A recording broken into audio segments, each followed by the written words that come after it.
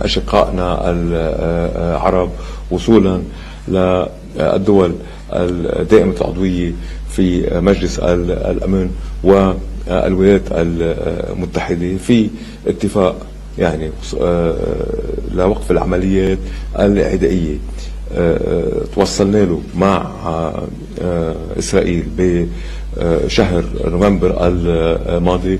لم تلتزم فيه إسرائيل وعلينا إلزامها بتنفيذه. وطالما كان فهمت هذا السؤال الأخير، أنا يعني بدي جدد أمام الجميع، كان دولة الرئيس شرفنا بزيارة لبنان بمطلع هذا العام، واليوم أنا جددت له الدعوة لزيارتنا في لبنان إن شاء الله بالأسابيع القادمة أو بالصيف، لإرسال رسالتين. أولى يعني بتكون عن استتباب الأحوال بالمنطقة، وكمان يعني تشجيعا لإخواننا القطريين وتطمينهم أن الأمور تعود توعدتني بزيارتين دولة الرئيس لطرابلس وللجنوب.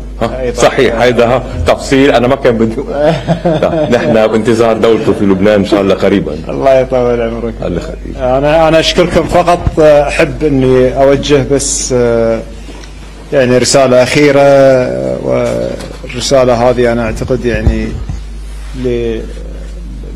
لجميع من يستمعوا لنا هنا ويشاهدون في دولة قطر.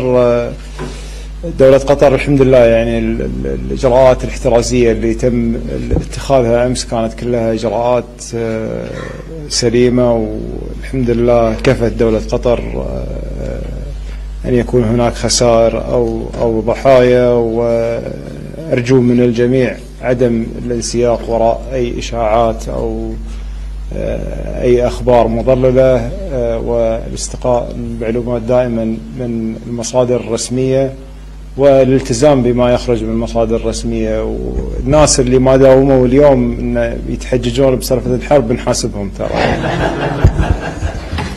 والآن نختتم المؤتمر الصحفي.